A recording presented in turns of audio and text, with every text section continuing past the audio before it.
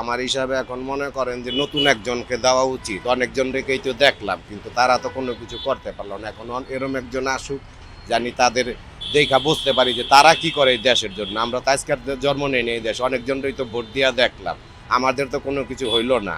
প্রতীক হিসেবে এনসিপি শাপলা চাচ্ছে, হ্যাঁ, এটা কি উচিত?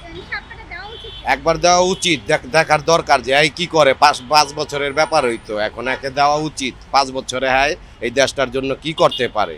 আপনার যার যার সে নিজের মত প্রকাশ করছে। এনসিপি যে আমরা শাপলা চাই, বাংলাদেশ জামাত ইসলাম চাইছিল, মানে যখন নিষিদ্ধ হয়েছিল তখন সে দাঁড়িপাল্লাও দিতে চাইছিল না, পরে দিছে। তা আমি মনে করি যে বাংলাদেশ সরকার যেটা মানে বর্তমান যিনি আছে তাদের মতে, তাদের যদি কোনো অসুবিধা না থাকে তাহলে তাদের দেখ, যেহেতু এনসিপি দেশ বিনির্মাণের জন্য অনেক কিছু করছে, তারাই হচ্ছে সমন্বয় হিসাবে। তাদের চাওয়া যদি কোনো প্রবলেম যদি না থাকে তাহলে তাদেরকে সেটা দিয়ে দেখ, এটাই আমি বলবো। শাপলা প্রতীক কেনই বা দিতে হবে? কেন এই শাপলাই আমার চাই?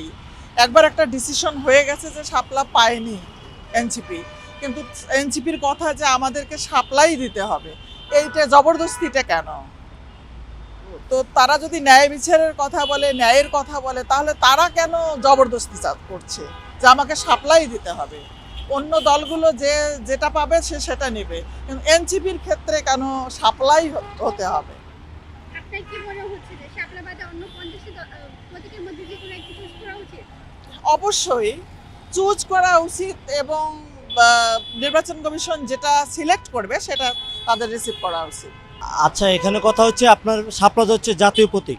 হ্যাঁ, সেটা আদার্স অনেকগুলো দলই এই প্রতীকটা চেয়েছিল, কিন্তু নির্বাচন কমিশনে এই প্রতীকটা না থাকায় তারা কোনো দলকে দেয়নি, সেটা এনসিপি হোক বা আদার্স যে কোনো দলই হোক।